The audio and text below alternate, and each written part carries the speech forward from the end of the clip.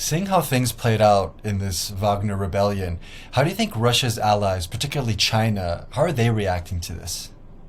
Let's use China as the case study, would be looking at what's going on in Russia and thinking, well, we have this all encompassing so called no limits partnership with the Russian Federation. What happens if Putin goes? And I think, look, generally speaking, the attitude in Zhongnanhai would be, well, kind of more of the same, really. Because let's face it, whoever succeeds Putin is not going to stop needing China all of a sudden.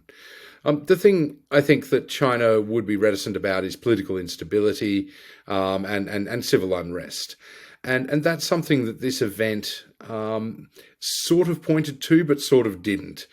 Because I think one thing we can say is that there was no sign of a popular revolt or anything like that. This was, a mutiny or an insurrection, much more than it was a revolution or a coup. And how does this rebellion affect Ukraine's counteroffensive in the sense of Russia's ability to defend against that?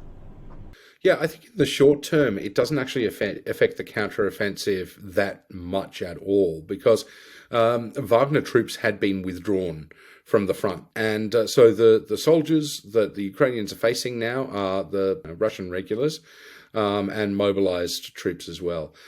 Where I think it will have an impact will be in the medium term, because I think you can more or less guarantee that there will be a purge of the Russian armed forces and intelligence agencies, probably too, for Wagner sympathizers. And we do know that Wagner did have some degree of support within the Russian armed forces, particularly in middle-ranking officers. And ironically, of course, those are the types of officers who are also the ones that have the most combat expertise. So in that sense, it will deeply affect morale, and it will also deeply affect the ability, I think, of the Russian armed forces to prosecute a defense. Taking a step back, what lessons can we learn from this 24-hour mutiny, as Putin is calling it?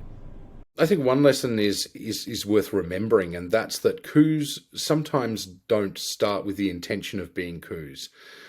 They just get there, or momentum takes over. Often, I think we look at these things as kind of deep Machiavellian plots, when in fact they're not. They're just a sort of triggering event, and then everything steamrolls. I'm not saying that that's completely what happened here, because Prigozhin has signaled this for a while. He has said, if the generals won't give good orders and won't change their behaviour, then I'm going to come and get them.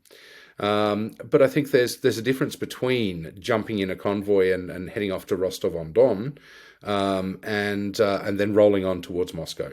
And I think the fact that they did manage to cover 500 kilometres, in very short order, basically waved through checkpoints by regular Russian army, by Putin's own National Guard, gave this a real momentum.